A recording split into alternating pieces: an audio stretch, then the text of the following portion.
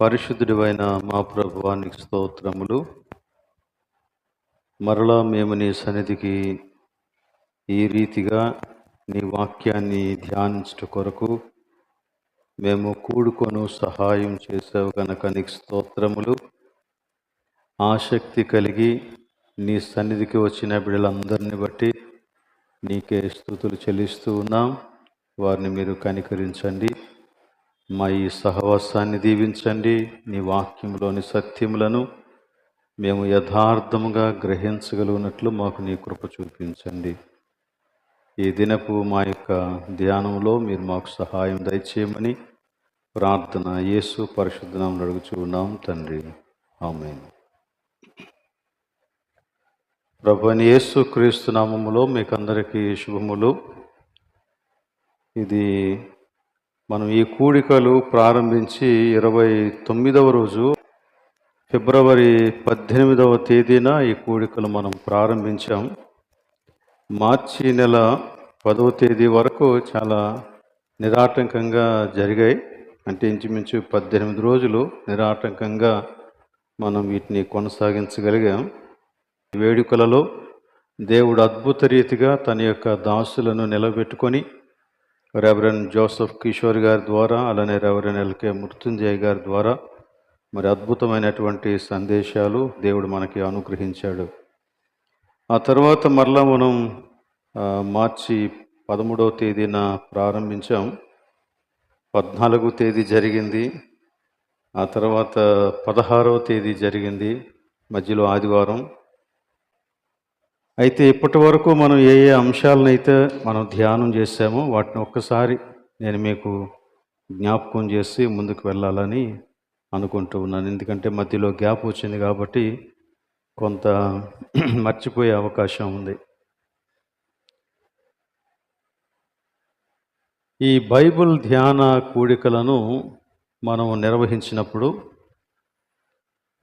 ఒక ఉద్దేశాన్ని కలిగి ఈ ధ్యానాలు మనం చేస్తూ వచ్చాం. ఆ ఉద్దేశం ఏంటంటే, విశ్వాసి యొక్క జీవితంలో ఒక స్థిరమైనటువంటి పునాది వేయబడాలి. ఆ స్థిరమైనటువంటి పునాది దేవుని వాక్యములో దేవుడు మనకి వివరించి చెప్పినటువంటి మూల సిద్ధాంతాలు లేక మూల పాఠాలు అనేటువంటి విషయం మనం తెలుసుకొని అదే ఉద్దేశంతో ఈ ధ్యానాలన్నీ కూడా మనం ప్రారంభించాం, వాటిని కొనసాగిస్తూ ఉన్నాం. యేసుక్రీస్తు చెప్పినట్లు, ఈ నా మాటలు విని దాని చొప్పున నడుచుకుని ప్రతివాడు బండ మీద తన యొక్క ఇల్లు కట్టుకొనిన బుద్ధిమంతుని పోలి ఉండును అని చెప్పిన రీతిగా యేసుక్రీస్తు యొక్క మాటలే మన యొక్క విశ్వాస జీవితానికి పునాది. పౌలు కూడా అదే సంగతిని చాలాసార్లు చెప్పాడు. యేసుక్రీస్తు మూలరాయి, దాని మీద అపోస్తలులు వేసినటువంటి పునాది మీద మీరు కట్టబడుతున్నారు అనేటువంటి విషయం. సో ఇలా చాలా చోట్ల ఈ ఎక్స్ప్రెషన్ ఉంది. కాబట్టి మన యొక్క పునాది ఏంటి అనేది మనం క్లియర్గా తెలుసుకోవాలి.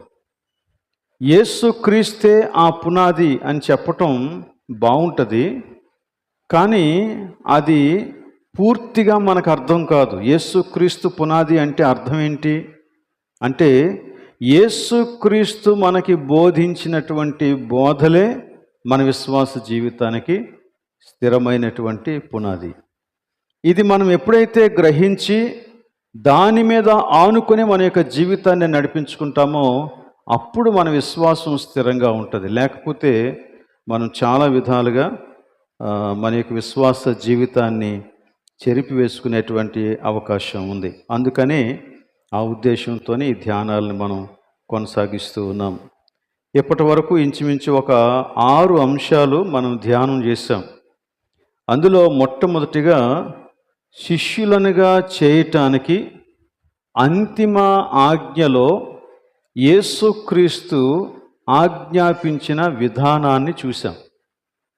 మనం మనుష్యులను శిష్యులనుగా చేయాలి, కానీ దేవుడు మనల్ని ఆ శిష్యులనిగా చేసే విషయంలో మీకు ఇష్టం వచ్చినటువంటి విధానం వాడండి అని చెప్పలేదు. ఏ విధానంలో వారిని శిష్యులుగా చేయాలో క్లియర్గా చెప్పాడు. దానిని మనం చూసాం. దీన్ని మనం సింపుల్గా వెబాబో అని చెప్పొచ్చు. ఇది తెలుగు మాటే, సంస్కృత మాట కాదు, లేక వేరే భాష కూడా కాదు. వెబాబో అంటే వెళ్ళండి, బాప్తిస్మం ఇవ్వండి, బోధించండి. వే అంటే వెళ్ళండి, బా అంటే బాప్తిస్మం ఇవ్వండి, బో అంటే బోధించండి.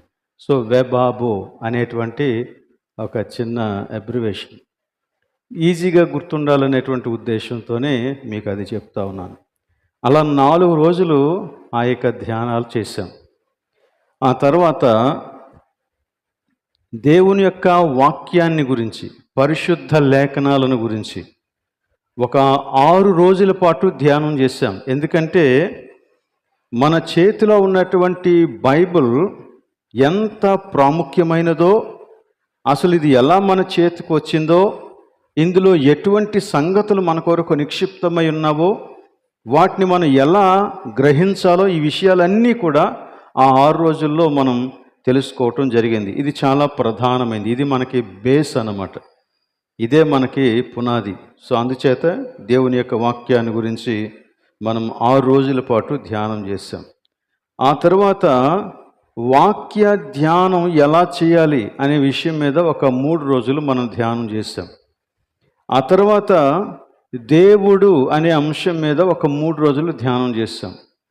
అలాగనే యేసుక్రీస్తు అనే అంశం మీద ఒక 3 రోజులు ధ్యానం చేశాం. ఆ తర్వాత మానవుని యొక్క అవసరత ఎలాంటిదో అనే విషయాన్ని గురించి ఆలోచించాం. పాపము నుండి విడుదల, ఇది మానవుని యొక్క అవసరత. అది ఎంత తీవ్రమైందో కూడా మనం తెలుసుకున్నాం. దాని మీద కేవలం ఒక్కరోజే మనం గడిపాం. ఈలోపుగా మనకి గ్యాప్ వచ్చింది. సో ఇంచుమించు 20 రోజుల పాటు మనం ఈ 6 అంశాలు ధ్యానం చేస్తూ వచ్చాం. ఇవి మీ మనసుల్లో ముద్రితం అవ్వాలి. ప్రతి అంశం దగ్గర మీరు ఒక తీర్మానం చేయాలి.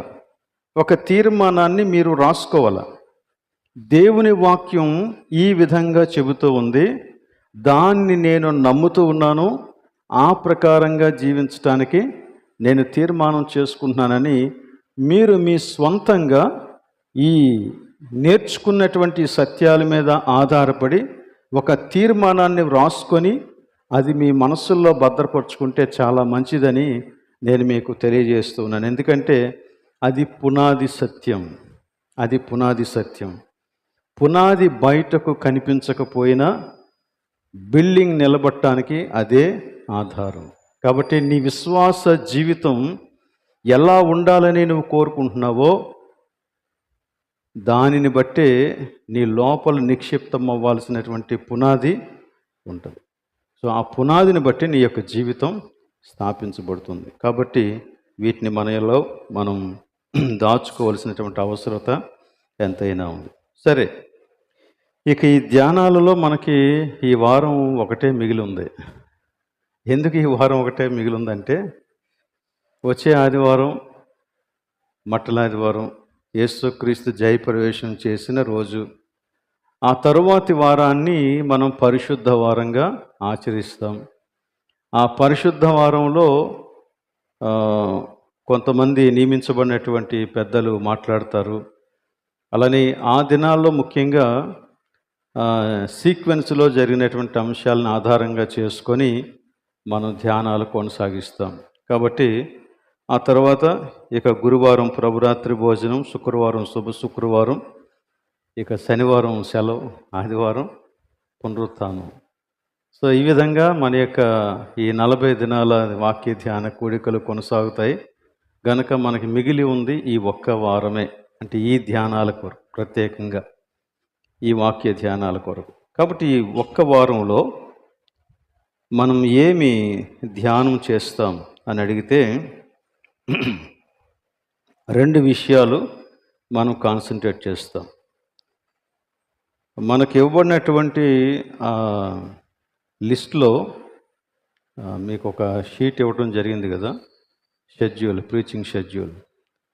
దాని ప్రకారంగా మీరు చూస్తే చాలా అంశాలు ఉన్నాయి. వాటన్నిటినీ నేను కవర్ చేయలేకపోవచ్చు, కానీ ఆల్మోస్ట్ అవన్నీ కూడా వీటికి లింక్ అయి ఉంటాయి. కాబట్టి మీరు వాటిని ఆ వాక్య భాగాల ఆధారంగా ఒకవేళ మీరు స్టడీ చేస్తే మీకు చాలా విషయాలు అర్థమవుతాయి. సో 2 సంగతులు మనం ధ్యానం చేస్తాం. అదేంటంటే, ఒకటి రక్షణ కార్యం గురించి ఆలోచిస్తాం, రెండవది పరిశుద్ధాత్మను గురించి కొన్ని విషయాలు తెలుసుకుంటాం. సో ఈ విధంగా ఈ వారం మన యొక్క ధ్యానాలు కొనసాగుతాయి. మధ్యలో ఈ 6 అంశాలు కాకుండా మధ్యలో వచ్చినటువంటి 5 ఆదివారాల్లో మనము 5 అంశాలు ధ్యానం చేశాం. మొదటి ఆదివారం క్రైస్తవ సంఘం అంటే విశ్వాసుల సహవాసం అని ధ్యానించాం. రెండవ ఆదివారం ఆత్మ సంబంధమైన వరములు, వాటి యొక్క ఉద్దేశ్యము ధ్యానం చేశాం. మూడో ఆదివారం సువార్త ప్రకటన ప్రతి విశ్వాసి యొక్క బాధ్యత అనే విషయాన్ని ధ్యానం చేశాం. 4వ ఆదివారం నిజమైన విశ్వాసికి అసలైన గురుతు విధేయత అని మనం ధ్యానం చేశాం. ఇక 5వ ఆదివారం అనగా నిన్న దేవుని చిత్తము, దైవ నడిపింపు అనేటువంటి విషయాల గురించి మనం ఆలోచన చేశాం. సో ఇంచుమించు ఈ దినాలన్నిట్లో మనం 11 అంశాలు ఆల్రెడీ ధ్యానం చేస్తాం. సో ఇంకొక 2 అంశాలు మనం ధ్యానం చేయబోతూ ఉన్నాం. కొన్ని జనరల్ మెసేజెస్ కూడా మనకి ఈ దినాల్లో అందుతాయి. సో వీటి మీద మన యొక్క ధ్యానాలు కొనసాగిద్దాం.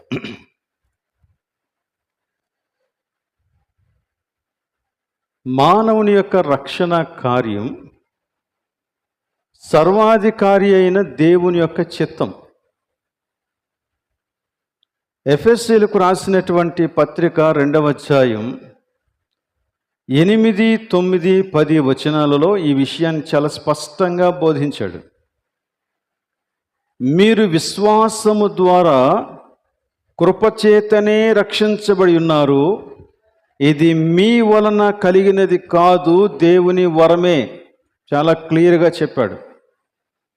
అలాగనే అది క్రియల వలన కలిగినది కాదు అని మళ్ళీ ఎంఫసైజ్ చేశాడు. గనుక ఎవడనూ అతిశయపడ వీలు లేదు, మనము క్రీస్తు యేసునందు సృష్టింపబడిన వారమై ఆయన చేసిన పని అయి ఉన్నాము అనే సంగతిని చాలా స్పష్టంగా దేవుని యొక్క వాక్యం మనతో మాట్లాడుతూ ఉంది. సో దీనిని బట్టి మనకు అర్థమయ్యేటువంటి విషయం ఏంటంటే, మానవుని యొక్క రక్షణ కార్యం సర్వాధికారి అయినటువంటి దేవుని యొక్క చిత్తం. నిన్న మనం దేవుని యొక్క చిత్తాన్ని గురించి మాట్లాడుతూ ఉన్నప్పుడు 2 విషయాలు మాట్లాడుకున్నాం.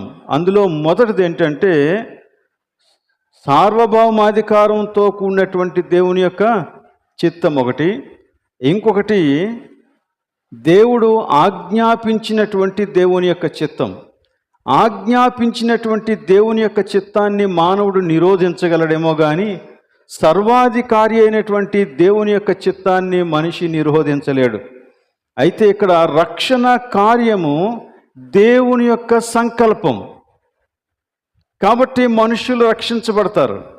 మామూలుగా ఆలోచన చేస్తే అది మనిషికి అసాధ్యం, కానీ దేవుడు దాన్ని సంకల్పించాడు గనక అది జరుగుతుంది. ఇది సంపూర్ణంగా దేవుని కృప మాత్రమే అని మనం తెలుసుకోవాలి.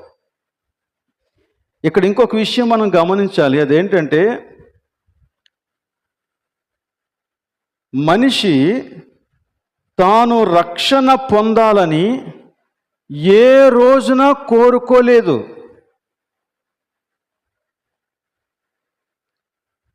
అంటే మనిషికి తనకి తానుగా నేను రక్షించబడాలి, నేను నశించిపోయాను అనేటువంటి ఆలోచనే లేదు.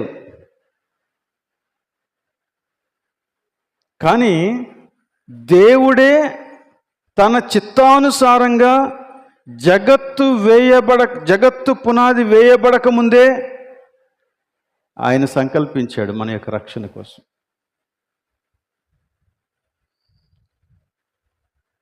మీలో ఎవరైనా నేను రక్షించబడాలి అని కోరుకొని రక్షించబడ్డాను అని మీరు ఒకళ్ళు చెబితే అది నిజం కాదేమో. నిజం కాదు. ఎందుకు నిజం కాదో చెప్తాను చూడండి. 19వ శతాబ్దంలో స్కాట్లాండ్కి చెందినటువంటి ఒక గొప్ప దైవ సేవకుడు ఉన్నాడు. ఆయన పేరు జాన్ ఎడీ.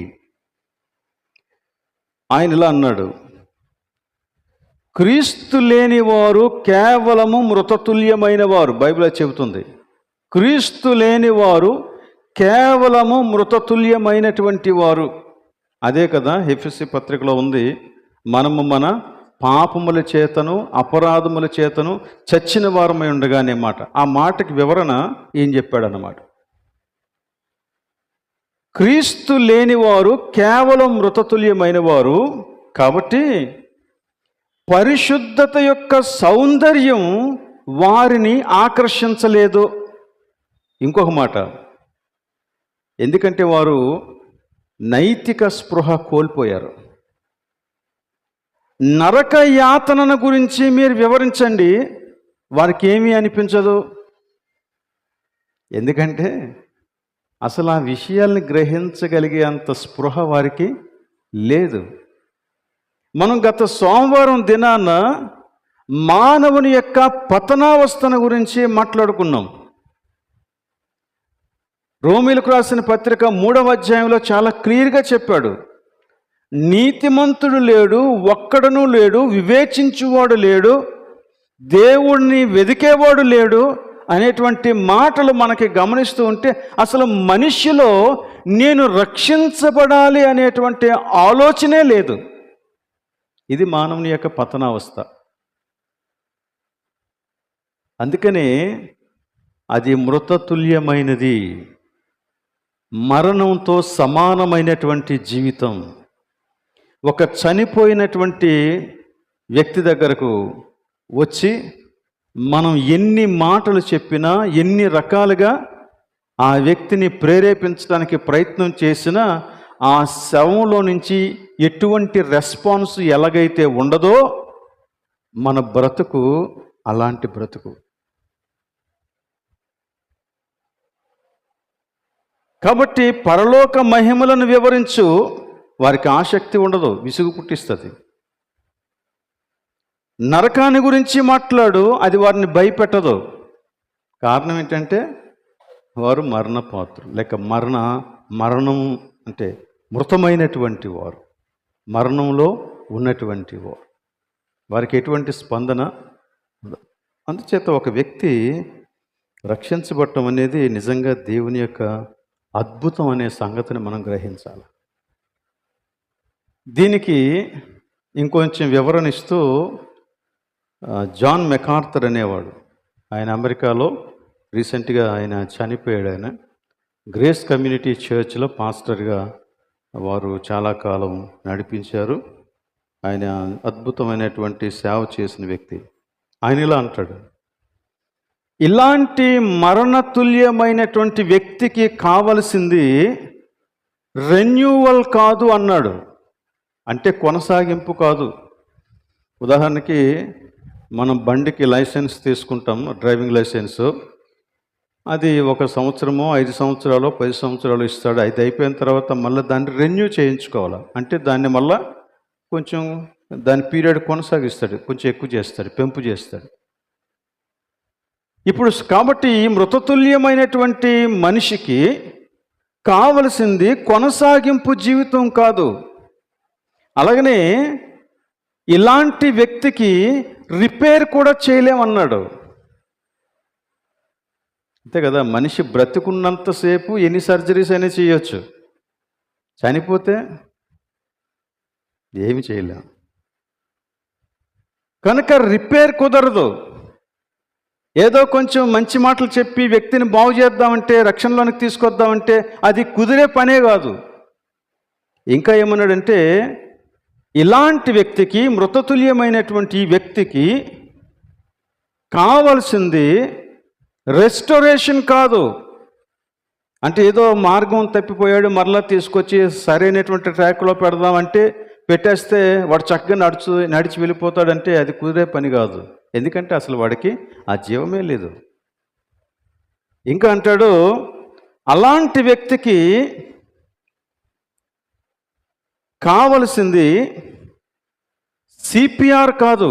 సిపిఆర్ అంటే అది ఇప్పుడు గుండెపోటు వచ్చినప్పుడు వ్యక్తి అన్కాన్షియస్గా అయిపోతే ఇక చచ్చిపోతాడేమో అన్నటువంటి పరిస్థితుల్లో కొనూపురులో ఉన్నప్పుడు, అలానే యాక్సిడెంట్లు అయినప్పుడు ఏం చేస్తారంటే ఛాతి మీద బలంగా ఎక్స్టర్నల్ ప్రెజర్ ఇస్తారన్నమాట. తద్వారా ఆ యొక్క గుండె మరలా కొట్టుకోవడం ప్రారంభించడం, లేకపోతే రక్త ప్రసరణ చక్కగా జరగటం, మళ్ళీ అతడు రివైవ్ అవ్వటానికి అవకాశం ఉంది. కానీ అది కూడా కాదు. ఎందుకంటే మనిషి కొన ఊపిరితో కూడా లేడు. ఆధ్యాత్మిక విషయాల పట్ల, దేవుని పట్ల, నైతిక విలువల పట్ల మనిషి పూర్తిగా చనిపోయినటువంటి వ్యక్తితో సమానం. అందుచేత ఇలాంటి వ్యక్తి రక్షించబడటానికి కావలసింది పునరుత్థానం అన్నాడు, రిజరక్షన్. దేవుడు మనలోనికి జీవాన్ని పంపిస్తేనే తప్ప మనం రక్షణ పొందేటువంటి అవకాశం లేదు. చాలామంది అందుకని జస్ట్ బాప్టిజం తీసుకొని నేను రక్షించబడ్డాను అని చాలా పొరపాటుగా ఆలోచిస్తారు. ఈ నూతన జీవం అనే ఈ ఎక్స్పీరియన్స్, రక్షణ పొందడం అనే ఈ విషయాన్ని జీవితంలో అనుభవపూర్వకంగా తెలుసుకోవటం, ఇది చాలా కీలకమైనటువంటి విషయం అండి. ఇది ఇలాంటి అనుభవంలోనికి ఒక వ్యక్తి రాకపోతే ఏం జరుగుద్దో తెలుసా?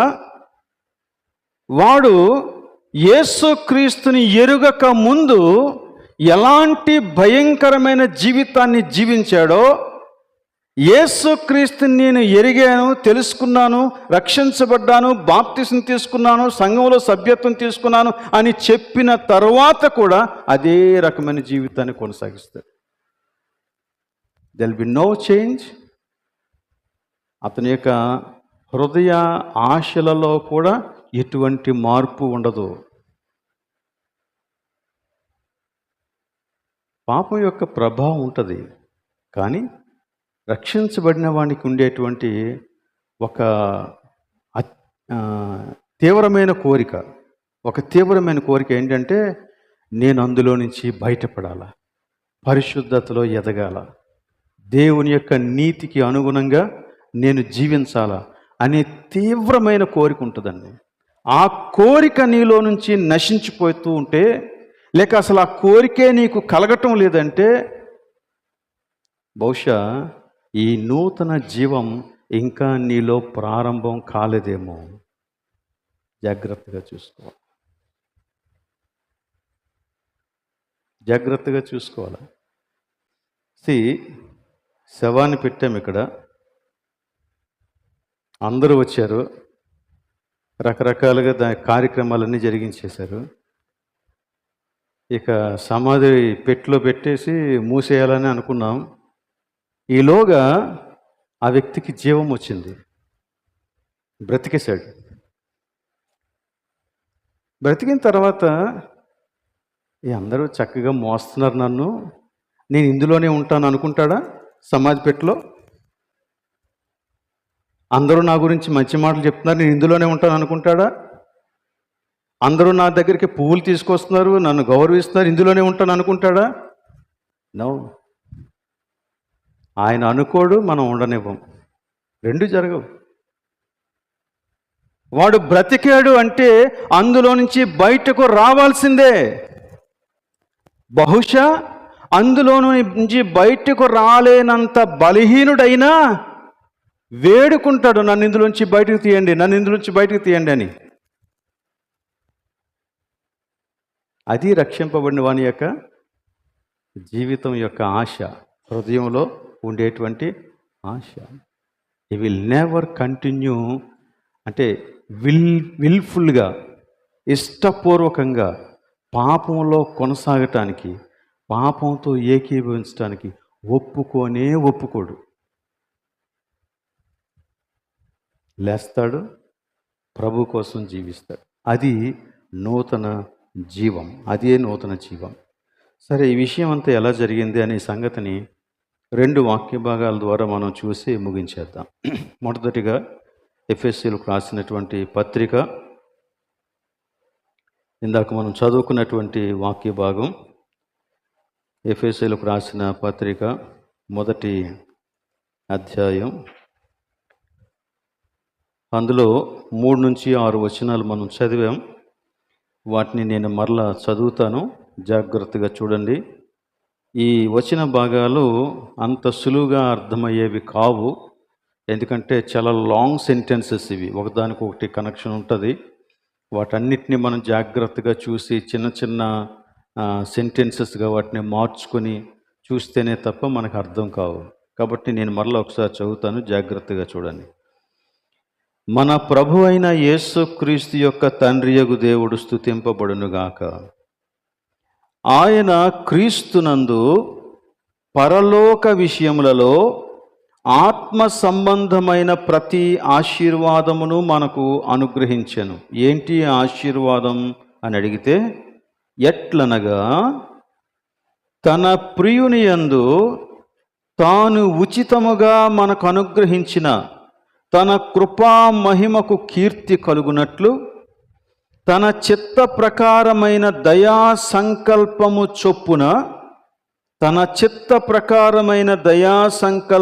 చొప్పున యేసుక్రీస్తు ద్వారా తనకు కుమారులనుగా స్వీకరించుటకై మనలను ముందుగా తన కోసము నిర్ణయించుకొని, మనము తన ఎదుట పరిశుద్ధులమును నిర్దోషులమునై ఉండవలెనని జగత్తు పునాది వేయబడక మునిపే ప్రేమ చేత ఆయన క్రీస్తులో మనలను ఏర్పరచుకొనెను. ఇది మీకు అర్థం అవ్వాలంటే ఒక 4 ప్రశ్నలు మీకు వేస్తాను, వాటికి సమాధానం చెప్పండి, ఈజీగా అర్థమైపోతుంది. మొదటి ప్రశ్న, దేవుడు మనలను ఎప్పుడు ఏర్పరచుకొనెను? జగత్తు పునాది అంటే అప్పుడు నువ్వెక్కడున్నావు? యు ఆర్ నోవేర్, నీ ఉనికి లేదు, నువ్వు లేవు అసలు. కాబట్టి నువ్వు పుట్టిన తర్వాత, నువ్వు ఎదిగి నీకు జ్ఞానం వచ్చిన తర్వాత, అప్పుడు నీలో అయ్యో నేనేంటి ఇలాంటి పరిస్థితుల్లో ఉన్నాను, నేను రక్షించబడాలి అనేటువంటి జ్ఞానం వచ్చిన తర్వాత దేవుడు నీ కోసం సంకల్పించి ఈ కార్యం చేయలేదు. అసలు నువ్వు ఉనికిలో లేనప్పుడే దేవుడి కార్యాన్ని మొదలుపెట్టేశాడు. దాన్ని ఏమన్నాడంటే తన చిత్తానుసారమైనటువంటి దయా సంకల్పము అన్నాడు. తర్వాత ఇంకా ఏమన్నాడు చూడండి, ఎందుకు ఏర్పరచుకొనెను? ఏమండి, ఓకే, కుమారులుగా చేసుకుంటకు. ఇంకొక మాట ఇంకొంచెం క్లియర్గా ఉంటుంది, మనము తన ఎదుట పరిశుద్ధులమును నిర్దోషులమునై ఉండవలనని జగత్తు పునాది వేయబడక ముందే ఏర్పరచుకున్నాడు. దేనికోసం అంటే మనము పాపులముగా దేవుని ఎదుట కనబడాలని కాదట, మనము పరిశుద్ధులమును నిర్దోషులమునై ఉండవలనని ఆయన మనల్ని ఏర్పరచుకున్నాడు. ఇంకొక మాట, దేని చేత ఏర్పరచుకొనెను? ప్రేమ చేత. That's what we say, the grace of God. దేవుని యొక్క కృప అని మనం చెబుతున్నటువంటి మాట అదే. దేవుని కృప అంటే దేవుని యొక్క అమితమైన, అపూర్వమైన, మారని ప్రేమను సూచిస్తూ ఉంది. దానికి బదులుగా తిరిగి మనం ఏమీ చెల్లించలేం. సో మన యొక్క గొప్పతనాన్ని బట్టి కాదు, మనం కావాలని కోరుకున్నాం కాబట్టి కాదు, దేవుడే నీ ప్రమేయం లేకుండానే నిన్ను రక్షించటానికి తాను సంకల్పించి ప్రేమతో రక్షించటానికి పూనుకున్నాడు.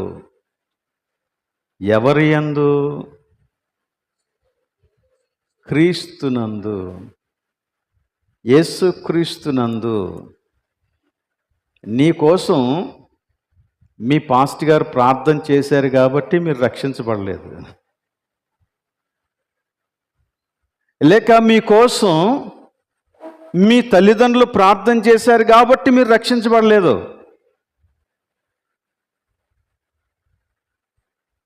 లేక మీ దగ్గరికి ఎవరో వచ్చి మీకు సువార్త చెప్పారు కాబట్టి కాదు. దేవుడు నిన్ను ప్రేమించాడు కాబట్టి, యేసుక్రీస్తులో నిన్ను చూశాడు కాబట్టి నువ్వు రక్షించబడ్డావంతే. అందువలన దేవుడి ఏర్పాటు అంతా చేశాడు. మన కోసం ప్రార్థన చేసేవారిని ఏర్పాటు చేశాడు, మన దగ్గరికి సువార్తను తీసుకొని వచ్చేవారిని ఏర్పాటు చేశాడు. మనం ఆ సువార్తను విని ప్రభు వైపుకు తిరిగేలాగిన దేవుని యొక్క పరిశుద్ధాత్మ కార్యం జరిగేటట్టుగా దేవుడు ఏర్పాటు చేశాడు. ఇవన్నీ ఎందుకు జరిగాయంటే దేవుని యొక్క ప్రేమను బట్టి, ఆయన క్రీస్తులో మనల్ని చూశాడు కాబట్టి. ఈ విషయం మీకు అర్థం అవ్వాలంటే యాక్చువల్గా లాస్ట్ వీక్లో జరగాల్సినటువంటి ధ్యానం అంతా మనం చేసుంటే మీకు ఇంకా క్లియర్గా అర్థమయ్యేది. అంటే సిలువలో ఏం జరిగింది ఆ సంగతులు దేవుని చిత్తమైతే లక్షవారం ధ్యానాల్లో, అంటే వచ్చే వారంలో లక్షవారపు ధ్యానంలో కొంతవరకు దాన్ని టచ్ చేయటానికి ప్రయత్నం చేస్తాను. సో ఈ 4 మాటలు, ఈ 4 ప్రశ్నల ద్వారా అసలు మన రక్షణ దేవుని కృప అని మనకి క్లియర్గా అర్థమైపోతుంది. సో మనం బోస్ట్ చేయటానికి ఏమీ లేదు. అందుకే ఎవడనూ అతిశయపడ వీలు లేదు అని చెప్పేశాడు. ఇది క్రియల వలన కలిగినది కాదు, ఇది క్రియల వలన కలిగినది కాదు. అందుచేతనే దేవుని దగ్గరికి వచ్చినప్పుడు ఏ వ్యక్తి కూడా, రక్షించబడిన ఏ వ్యక్తి కూడా నేను ఫలానా సామాజిక వర్గానికి చెందినవాడను, నాకు సమాజంలో ఎంత స్టేటస్ ఉంది, ఈ విషయాలన్నీ కూడా ప్రక్కన పెట్టేసి ప్రభువా ఐఎమ్ నథింగ్, నేను యోగ్యుడని కానని చేతులు ఎత్తేయటమే మనం చేయాలి. అప్పుడే నువ్వు నీ పక్కనున్న వ్యక్తిని అంగీకరించగలవు. దేవుని ఎదుట మనము రక్షణతో కూడినటువంటి జీవితాన్ని జీవించగలం, లేకపోతే ఇది సాధ్యం కాదు. సో 11-12 వచనాల్లో ఆయన తన చిత్తానుసారముగా చేసిన నిర్ణయము చొప్పున సమస్త కార్యములను జరిగించుచు ఉన్నాడు. సో ఇప్పుడు చేసిన ఈ నిర్ణయం మనకు అర్థమైంది కదా. జగత్తు పునాది వేయబడక ముందు దేవుడు తన దయాపూర్వక సంకల్పాన్ని బట్టి మనల్ని ఏర్పాటు చేసుకొని మనం పరిశుద్ధులంగా, నిర్దోషులంగా ఉండాలని యేసుక్రీస్తుని లోకానికి పంపించి ఆయన శిలువ మీద మరణం పొందటం ద్వారా మనము ఆయన ఎదుట నిలవాలనేటువంటి విషయాన్ని దేవుడు కోరుకున్నాడు. ఆ సంకల్ప నెరవేర్పు కొరకు దేవుడు పనిచేస్తూ ఉన్నాడు అన్నమాట. అందుకనే మన కోసం ప్రార్థించేవారు, మనకి సువార్త ప్రకటించేవారు, మనకి బోధించేవారు, మన దగ్గరికి వచ్చి మనల్ని పలకరించేవారు ఉన్నారు. దేవుడు పనిచేస్తున్నాడు. ఎలా దేవుడు ఇంకా ఎలా పనిచేస్తున్నాడు అనే విషయం రోమీలకు రాసినటువంటి పత్రిక 8వ అధ్యాయంలో మనం ఇందాక చదువుకున్నటువంటి మరొక వాక్య భాగం అది. ఆ వాక్య భాగంలో ఇంకొంచెం క్లియర్గా మనకి తెలియజేశాడు. రోమా పత్రిక 8వ అధ్యాయం 28 నుంచి 30 వచనాలు. 28వ వచనం, దేవుని ప్రేమించు వారికి అనగా, నేను చదువుతాను, మీరు జాగ్రత్తగా చూడండి. నాతో పాటు మీరు చదివితే మీ పక్కన ఉన్న వాళ్ళు డిస్టర్బ్ అవుతారు. ఓకే, మీలో మీరు చదువుకోండి. దేవుని ప్రేమించు వారికి అనగా ఆయన సంకల్పము చొప్పున పిలువబడిన వారికి మేలు కలుగుటకై సమస్తమును సమకూడి జరుగుచున్నవని ఎరుగుదుము. ఎందుకనగా తన కుమారుడు అనేక సహోదరులలో జ్యేష్ఠుడగునట్లు దేవుడెవరిని ముందు ఎరిగెనో వారు తన కుమారునితో సారూప్యము గలవారవుటకు వారిని ముందుగా నిర్ణయించెను. మరియు ఎవరిని ముందుగా నిర్ణయించెనో వారిని పిలిచెను. ఎవరిని పిలిచెనో వారిని నీతిమంతులుగా తీర్చెను. ఎవరిని నీతిమంతులుగా తీర్చెనో వారిని మహిమపరచెను. ఇది దేవుడు పనిచేసేటువంటి విధానం.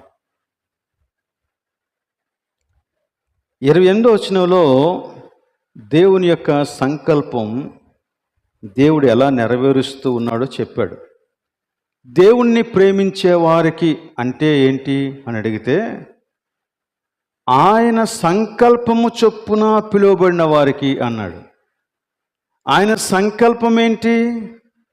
మనుష్యులు తన ఎదుట పరిశుద్ధులుగా నిర్దోషులుగా నిలవబెట్టాలని జగత్తు పునాది వేయబడక మునిపే దేవుడు ప్రేమ చేత క్రీస్తునందు చేసినటువంటి సంకల్పము చొప్పున అని మనం అర్థం చేసుకోవాలి. ఈ మాటలన్నీ కూడా మనకి ఒక విధంగా కంఠస్థం వచ్చేయాలన్నమాట. అప్పుడు మనకి ఆ విషయం మనస్సులో నిలబడుతుంది, నేను ఎలా రక్షించబడ్డాను అనే సంగతి. సో దేవుణ్ణి ప్రేమించేవారికి అనగా దేవుని యొక్క ప్రేమకు స్పందించినటువంటి వారు, ఆయన సంకల్పము చొప్పున పిలువబడినటువంటి వారికి దేవుడు సమస్తమును సమకూర్చి జరిగిస్తూ ఉన్నాడు. సమస్తమును అని చెప్పినప్పుడు మన జీవితంలో జరిగినటువంటి రకరకాలైనటువంటి సంఘటనలు, పరిస్థితులు అన్నీ, ఈవెన్ రిలేషన్షిప్స్, కొన్నిసార్లు ఈవెన్ మ్యారేజ్ రిలేషన్షిప్స్ కూడా,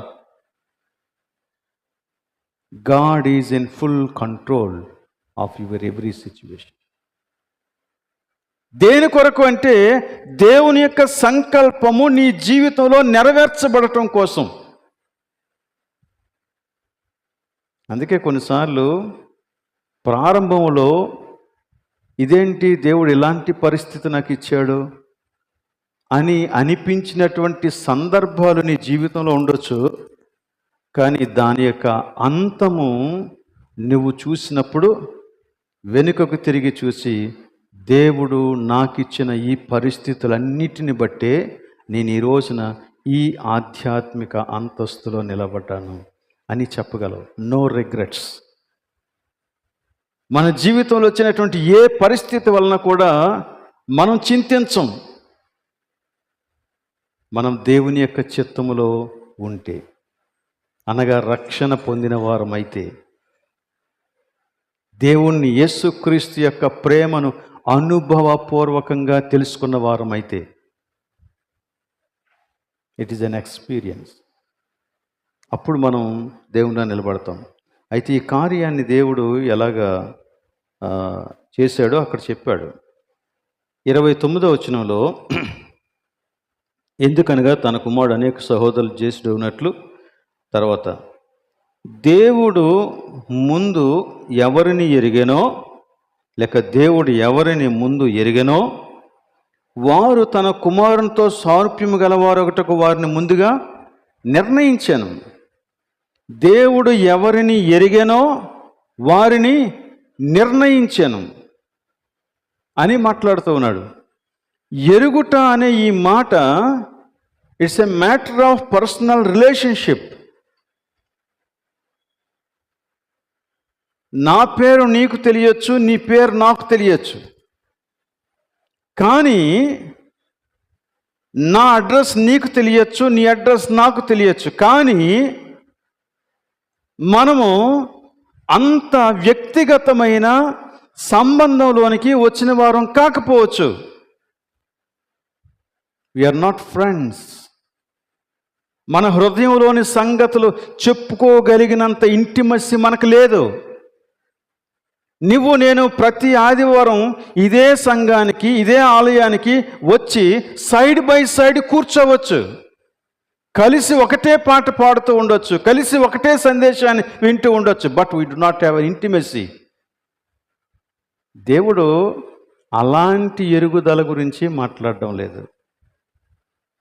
దేవుణ్ణి ఎరుగుట అనేది ఫ్రమ్ బోత్ సైడ్స్, దేవునికి నీకు మధ్య ఉండేటువంటి ఆ సంబంధాన్ని గురించే మాట్లాడుతున్నాడు. అందుకే రక్షణ అనేది it is not a theory, it is an experience. అందుకే సాల్వేషన్ గురించి ఎప్పుడు మాట్లాడినా సాల్వేషన్ ఎక్స్పీరియన్స్ అంటాం. రక్షణ అనుభవం, రక్షణ అనుభవం.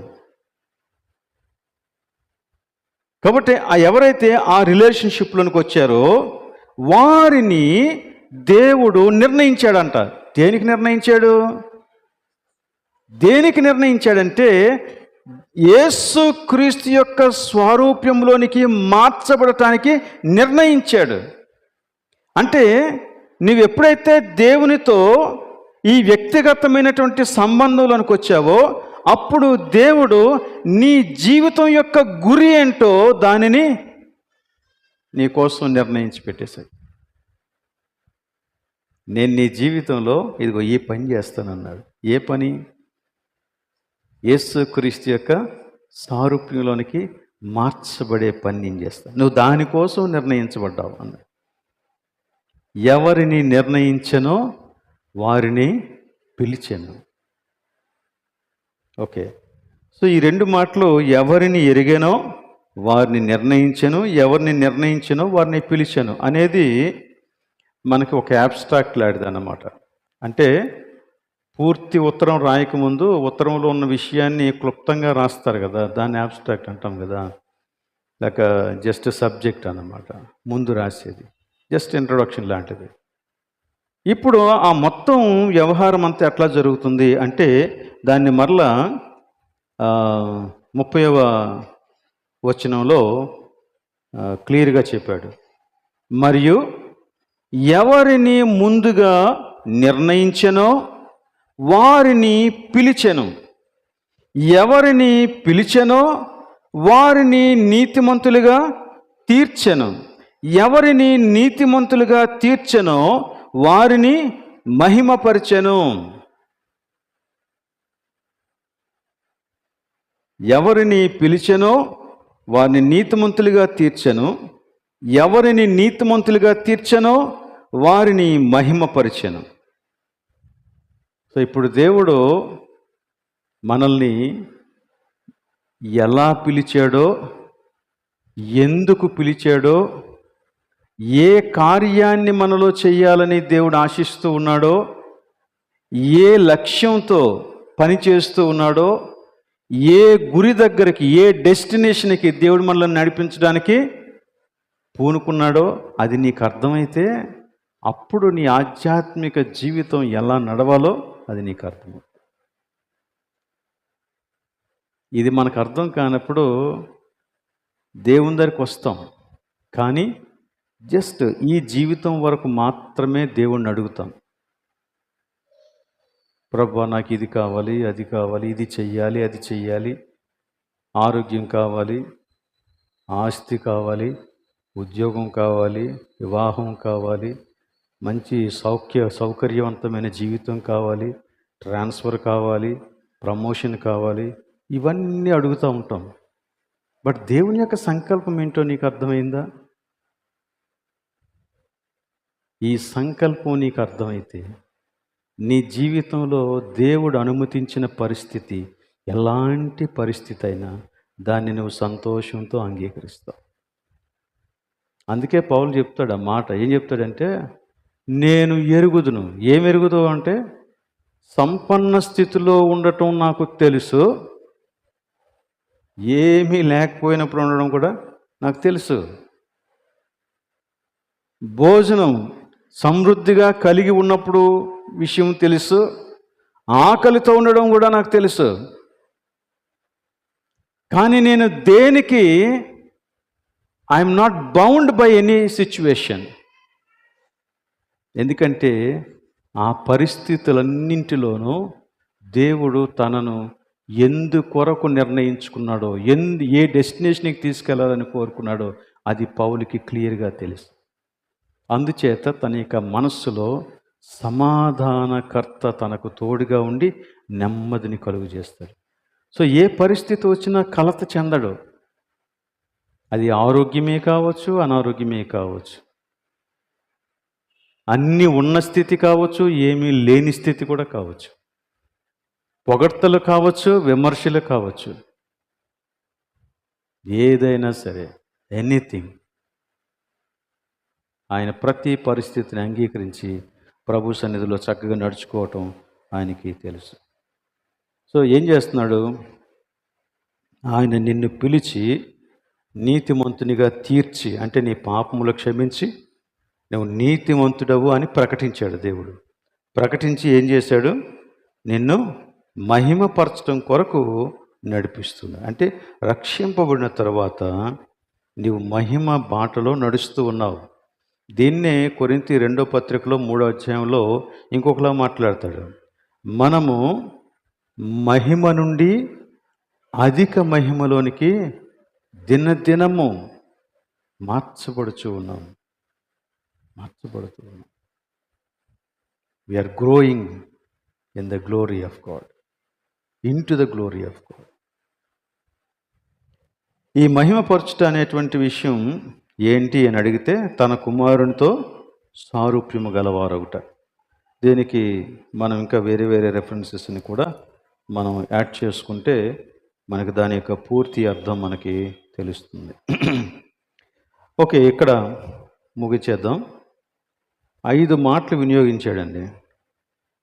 5 మాటలు ఏంటంటే ఎరిగాను, నిర్ణయించాను, పిలిచాను, నీతిమంతులుగా తీర్చాను, మహిమపరచాను. ఇవన్నీ, ఈ పదాలన్నీ దాని యొక్క వ్యాకరణాన్ని చూస్తే ఇవన్నీ కూడా జరిగిపోయిన కార్యాలలాగా కనబడుతున్నాయి. అంతే కదా? నేను మహిమ పరుస్తాను అంటలేదు, మహిమ పరిచెను. It's like completed action. అది సంపూర్ణమైపోయినటువంటి క్రియలాగా కనబడుతుంది. కానీ అది ఇంకా నిజానికి మన జీవితంలో జరుగుతూ ఉంది. We are on the process. ఇంకా మన యొక్క జీవితంలో జరుగుతూ ఉంది. ఈ ఎక్స్ప్రెషన్ ఏంటి అని అడిగితే, ఈ ఎక్స్ప్రెషన్లో ఒక మంచి అర్థం ఉంది. అదేంటంటే, దేవుడు వీటన్నింటినీ కూడా జగత్తు పునాది వేయబడక ముందే తన యొక్క చిత్తానుసారముగా, తన యొక్క దయా సంకల్పములో వాటిని నిర్ణయించేశాడు గనక అది ఖచ్చితంగా జరుగుతుంది. అంతే, జరక్క మానదు. If you are saved, one day you will stand in glory. అంతే. నువ్వు రక్షించబడిన వాడవా, ఒక రోజున దేవుని ఎదుట నీవు నిర్దోషంగా, పరిశుద్ధంగా దేవుని ఎదుట ఆ మహిమలో నిలబడతావు.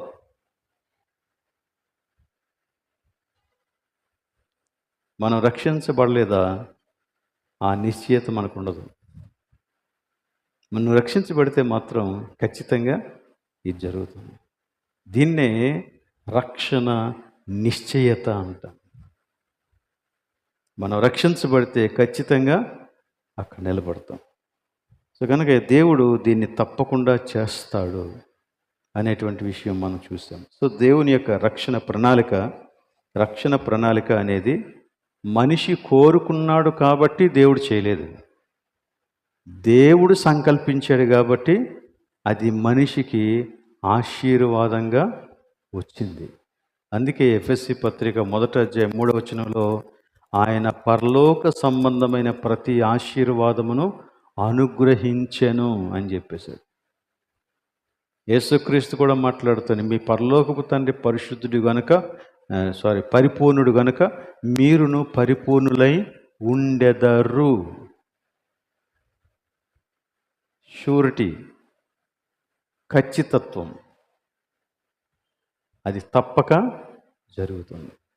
ఇట్టి రక్షణ దేవుడు మనకు అనుగ్రహించినందులకు మనం నిజంగా దేవుణ్ణి స్తుతిస్తూ ఈ లోకంలో ప్రభు కోసం జీవించాలి. దేవుడి వాక్యాన్ని దీవించునుగాక. ప్రార్థన చేద్దాం.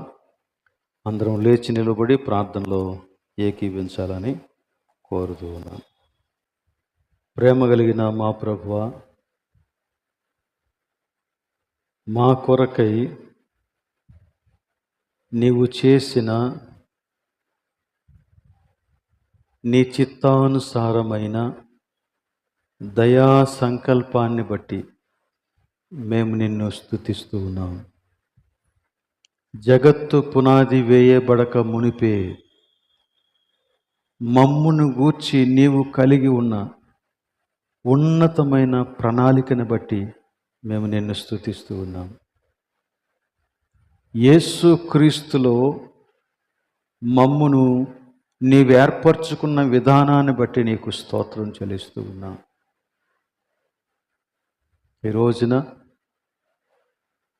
నీ జీవము పొందిన వారమై,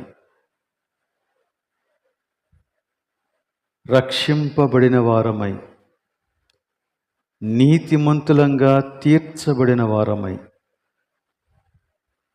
నీ సిలువను బట్టి మాకు కలిగినటువంటి ఈ గొప్ప పాప క్షమాపణను బట్టి మేము నిన్ను స్తుతిస్తూ నిలబడుతూ ఉన్నాం. తండ్రి, నీవు సంకల్పించిన సంకల్పము చొప్పున సమస్తము జరుగునట్లు మా జీవితాలను నీ కార్యం కొరకు అప్పగించుకుంటూ ఉన్నాం. కనికరించండి ప్రభువా. నీ కార్యం నెరవేర్చబడుటకు మా స్వంత ఆలోచన, మా పాప స్వభావము, లోక సంబంధమైన విధానము ఆటంకముగా ఉండకుండా మమ్మును కనికరించండి. అట్టి స్థితిలో నుంచి మమ్మను విడిపించిన వాడా, మేము మరలా ఆ స్థితిలోనికి దిగజారిపోకుండా మమ్మను కాపాడుమని ప్రార్థన చేస్తూ ఉన్నాం. నీవు మాకు అనుగ్రహించిన నిశ్చయతను బట్టి నీకు వందనాలు. ఒక రోజున ఖచ్చితంగా మేము నీ ఎదుట నిర్దోషులంగా, పరిశుద్ధులంగా, మహిమ కలిగినటువంటి స్థితిలో నిలబడతామని నీవు సెలవిచ్చిన మాటకై నీకు స్తోత్రం చెల్లిస్తూ ఉన్నాం. అదే లక్ష్యంగా, అదే గురిగా, అదే మా మనస్సులలో మారుమ్రోగుచూ ఉండగా నీ పరిశుద్ధాత్మ కార్యానికి మేము లోబడి జీవించగలిగే కృప మాకిమ్మని ప్రార్థన చేస్తూ ఉన్నాం. మా జీవితంలో ఎదురయ్యే ఆటుపోట్లు మా దిశను మార్చకుండా, మా మనస్సులో కలవరాన్ని సృష్టించకుండా సమాధానం కలుగు చేయమని ప్రార్థిస్తూ ఉన్నాం. ఇట్టి కృప మాకందరికీ దయచేయమని, సంఘమంతటిని మీరే ఇట్టి కృపలో భద్రపరచండి. ప్రతి వ్యక్తిని, ప్రతి కుటుంబాన్ని భద్రపరచండి. బయలుదేరుతుండగా మాతో నీ సన్నిధి ఉంచి, నీకు ఇష్టమైతే మరలా నీ సన్నిధిలో కలుసుకునేటట్టు సహాయం చేయమని ఈ ప్రార్థన మా ప్రభువును రక్షకుడైన యేసు నామమున అడుగుచున్నాం తండ్రి, ఆమేన్. పరలోకమందున్న మా తండ్రి, నీ నామం పరిశుద్ధపరచబడునుగాక, నీ రాజ్యం వచ్చునుగాక, నీ చిత్తం పరలోకము నెరవేరినట్లు భూమి మీద నెరవేరునుగాక. మనదిన ఆహారం నేడు మాకు దయచేయము, మా రుణస్థులను క్షమించిన ప్రకారం మమ్మల్ని క్షమించుము, మమ్మల్ని శోధనకు తేక కీడును తప్పించుము. ఎందుకనగా రాజ్యము, బలము, మహిమ నిరంతరము నీవై ఉన్నావు తండ్రి, ఆమేన్. మన తండ్రి అయిన దేవుని ప్రేమ, కుమారుడైన యేసుక్రీస్తు యొక్క కృప, పరిశుద్ధాత్మ యొక్క అన్యోన్య సహవాసం ఇక్కడ చేరిన మనకందరకు, సంఘమంతటికి సదాకాలం తోడే ఉండునుగాక, ఆమేన్.